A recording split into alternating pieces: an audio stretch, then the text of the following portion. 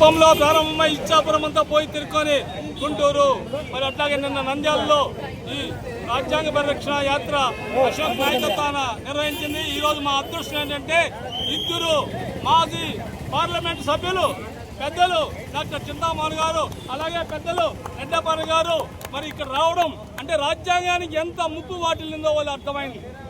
మరి అట్లయితే నిన్ననే ఒక ప్రకటన చేశారు ఆ శాసన మండలిలో, ఏమంటే వర్గీకరణను మేము అమలు చేస్తున్నాము, వర్గీకరణ రాజ్యాంగబద్ధమని.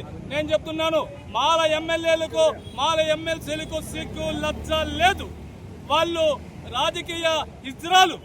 ఎందుకంటున్నానంటే భారత రాజ్యాంగం చెప్పింది 341 ఆర్టికల్ గతం 2004లో సుప్రీంకోర్టు తీర్పునిచ్చింది. ఇది రాజ్యాంగం వర్గీకరణ చేసే అధికారం రాష్ట్రానికి లేదని. మరి ఆ రోజు ఆపోయి ఈరోజు మందకృష్ణ మోడీ కాళ్ళు పట్టుకొని మోడీ సహకారంతో ఎక్కడో పంజాబ్ వాళ్ళు సుప్రీంకోర్టులో వేస్తే దానికోసం ఈయన ఇంప్లీడ్ కాకుండానే ఆ వచ్చిన దాన్ని చేయమన్నారు. సుప్రీంకోర్టు ఏం చెప్పింది?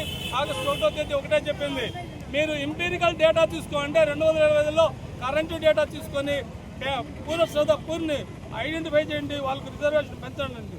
అటువైపు కాకుండా చంద్రబాబు నిస్సిగ్గుగా నేను పెద్ద మాది అని చెప్పుకునేసి రిజర్వేషన్ను ఏబీసీగా తీర్చిదిద్దారు. నిన్న గొప్పల మహానుభావుడు మోజస్ ఆయన మోజస్ గారు ఒకటే చెప్పారు, శాస్త్రంలో చైర్మన్, ఇది మాల గురువులు అయ్యేవాళ్ళు ఎవరు లేరు, కానీ గెజెట్లో మాలలే ఉన్నారు. అయితే మాలకు అన్యాయం చేయడానికి వాళ్ళకి కుట్ర జరుగుతుంది. ఇంకో మాట చెప్తున్నాడు చంద్రబాబు, మరి అట్లాగే సాంఘిక సంక్షేమ మంత్రి, మరి మేము ఏకసభ్య కమిషన్ వేసారని. ఏకసభ్య కమిషన్ వేయడానికి మీకు ఏ అధికారం ఉంది?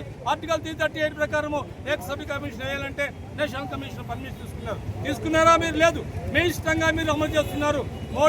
మోడీ దేశాన్ని గతంలో ఆయన ఛాయ్ అమ్మాడు, ఇవాళ దేశాన్ని అమ్ముతున్నాం. మోడీ ఇవాళ మొత్తం 27 మెడికల్ కాలేజీలను ప్రైవేట్ అనుకున్న చంద్రబాబు.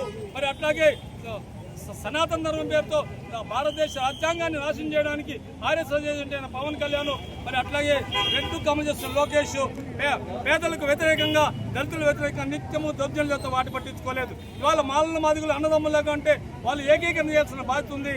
ఒకవేళ వెనుకబాటుతనం ఉంటే స్పెషల్ కాంపోనెంట్ ఇవ్వండి, స్పెషల్ కాంపోనెంట్ కూడా రద్దు చేశారు. ఇవాళ అనేకమైన సంస్థల్లో మొత్తం నాశనం చేసి పెట్టారు. మాలలు ఇవాళ చెప్తున్నాం, గతంలో కూడా చెప్పాం. పివి రావు ఏం చెప్పారంటే చంద్రబాబు మాలల పంత్రం చంద్రబాబు అందమన్నారు. ఇవాళ మేము ఈ సెంటర్లో మేము చూస్తున్నాం, అంబేద్కర్ సాక్షిగా మాలల పంతం పొందుతున్నారు.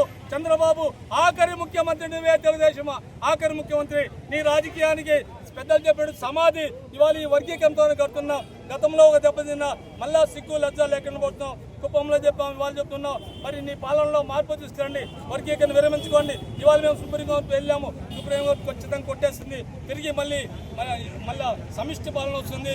మరి రాజ్యాంగంగా ఉన్నటువంటి మా ఎమ్మెల్సీలు ఎంపీలు అందరూ కూడా ఒకసారి ఆలోచించి ఒక్క చోట కూర్చుంటే ఈ పాలకులు గుచ్చబోతుంది. అందుకనే మీరు వర్గీకరణ వ్యతిరేకంగా మా ఉద్యమానికి మీరు మద్దతు ఇవ్వాలని, లేకుంటే మీ ఇంటి ముందు చావు పలుకొడతామని హెచ్చరిస్తున్నాం. జై భీమ్, జై మాల.